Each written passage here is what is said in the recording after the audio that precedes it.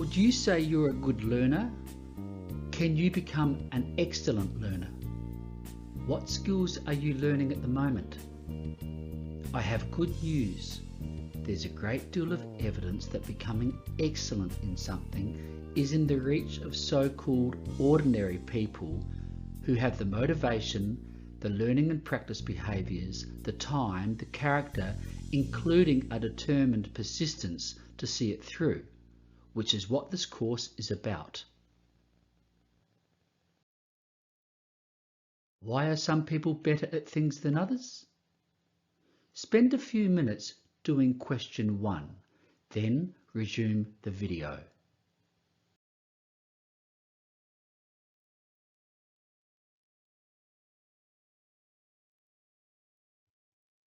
There are many factors, none of them complicated though, revealing the first and foremost factor.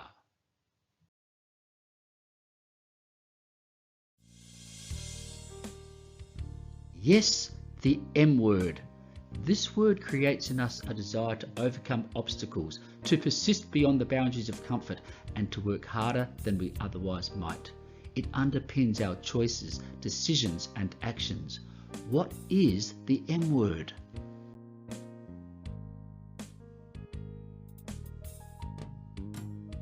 Motivation.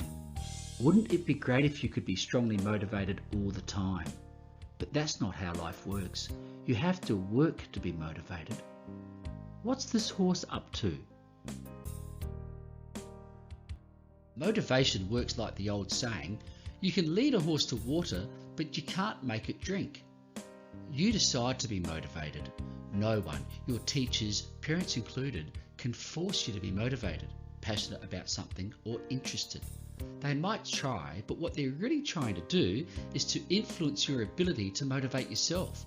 Successful people are self-motivated. Here's a simple saying that I like. It's only 10 two-letter words, yet it's a powerful reminder that no one can provide the effort on your behalf to learn. If you want to improve, it's up to you. Copy it down. If you are looking for motivation, setting goals is a great place to start. Nothing great was ever achieved without a goal. What are your goals?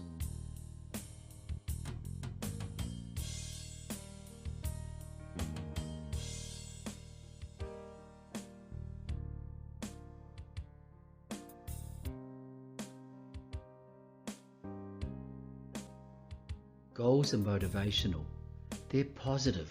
They inspire us. We might want to believe that learning is fun and easy, but real learning is demanding. If you want to improve at something, the goal needs to be challenging. Pitch it too high or too low in comparison with your present level of skill, and you probably won't learn as much as you could. Pitch the goal just outside of your comfort zone, where the challenge not only maximises your present ability, but stretches you, and enter the beautiful world of flow, that learning zone of maximum attention and focus. Flow is pure enjoyment. Enjoyment doesn't depend so much on what you do, but how you do it, how you challenge yourself. Experts create flow. When something is too easy, they deliberately make it harder. They embrace difficulty because they want to continually improve and develop their skills. This is where many people fall short in their quest for excellence. They like being the smartest fish in a small aquarium and therefore don't improve like they could. If you're always getting top marks, you are not being challenged appropriately. If it's too easy, you need to do something about it. Deliberately making a learning task more difficult than it needs to be is what Andre Agassi, former #1 tennis player, did, or rather, his father did for him. In practice, his father would raise the tennis net, which he called the enemy, 6 inches higher than regulation to make it that much harder to avoid. If Andre could clear the net at that height, he'd have no trouble with the net at Wimbledon. Can you read this line of text? Can you work out this next one? When text is slightly out of focus, people remember it better. It's the same when letters are removed from words. Making the brain work is what makes the difference. The extra effort involved forces you to learn better. This is what we call desirable difficulties. Back to motivation. What is the most powerful motivator?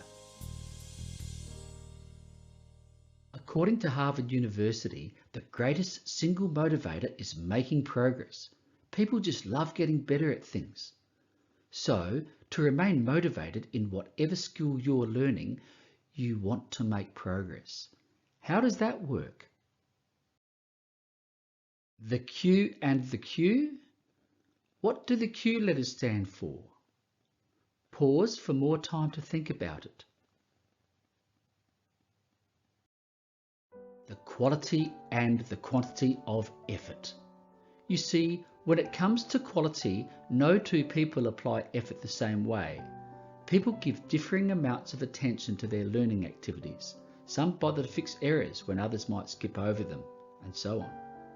For example, we know from studies that the way most young people practice music is they go from the start of the music to the end of the music once through, hardly stopping to fix errors. This is called a run-through. It's not quality practice. You don't get better at music with run-throughs. Good music practices don't always go from the beginning of the music, and they do stop to fix things, repeat passages and play slowly. Quality learning in anything is a clear set of skills, which we'll be looking at soon enough. What about the quantity of effort? Expertise expert Dr. Anders Ericsson says, if you were to isolate the most significant factor in why people get so good at things, it's this one. It's how many hours they practice and learn for. If you want to be the best, you're going to have to put in. This might not sound like much fun, but nothing is fun until you're good at it, and that requires work. Tenacious practice is crucial for excellence. There are other factors too. We won't spend much time on these in this course, but the early childhood environment is a significant factor.